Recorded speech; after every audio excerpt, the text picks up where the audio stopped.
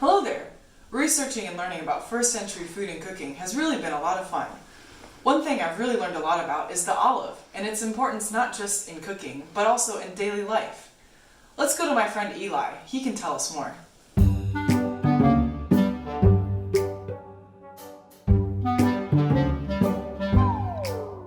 Oh, hello there. Here, give me a moment. That's better, isn't it? What brings you to Eli of Nazareth today? You want to learn a thing or two about how we produce olive oil, do you? Oh, well, you've come to the right place. In my hometown, we have plenty of olive trees. And so, in turn, we produce a lot of olive oil. It's very useful, very versatile. And you know what? It's also very valuable. Because in my hometown, lots of olive trees, but you know what there isn't? Not a lot of clay, not a lot of metal, not a lot of fish. So we produce this olive oil to help us barter and trade for all the different resources that we don't have around here. And it all starts with harvesting them from the tree, of course. We'll go up to the tree, give the branch a shake, or hit it with a stick. The ripe olives fall from the tree and scatter on the ground. So we pluck them from the ground, and then we bring them to the olive mill. Now, for those of you who have seen an olive mill before, you'll notice the millstone is rather large, almost as big as I am. And you might wonder, why do you need a stone so big and heavy for a fruit that's so small? Well, if you ever encounter a freshly picked olive, you'll notice that the flesh of it, it's kind of hard. It's almost like a nut, and so you need this huge millstone to crack the flesh, and when you do, you get your first yield of oil, the first press. Virgin olive oil. Delicious.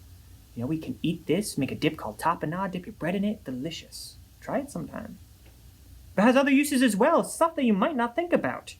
For instance, it's a good medicine for sores, blisters, burns. We also use it for ritual. We anoint our guests, or kings perhaps, with this kind of oil.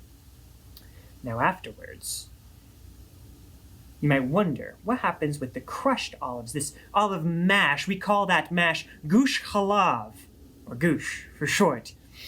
And there's still oil left in that gush, and we don't want anything to go to waste, so we scrape it out.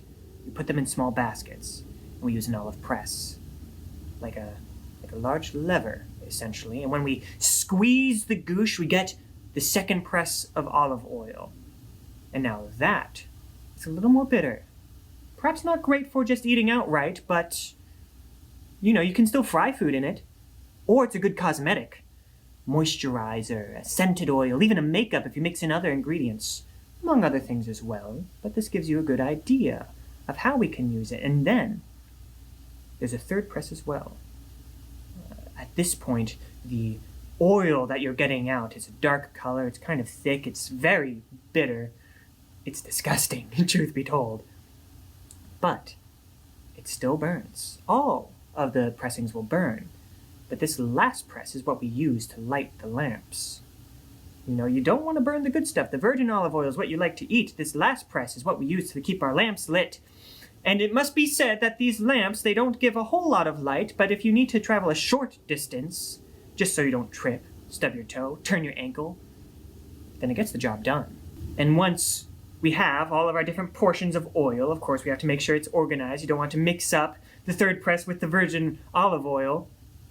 We have these leftover husks of olives, the exhausted husks.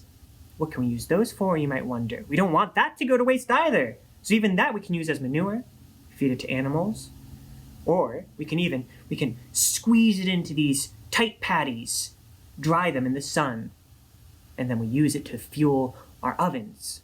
We can use it for fire, essentially. You see, olive oil, it's ubiquitous in its use. Well, that's all the time I have for now, but if you need some olive oil of your own, come visit me in my hometown, Nazareth. I'll be happy to show you around and tell you a little bit more about not only about the olives and the olive mill, but even about my town in general. Until then, farewell. Thanks for joining us. I hope you'll come visit the museum soon to see our living history interpreters living and working in our authentic first century Galilean village.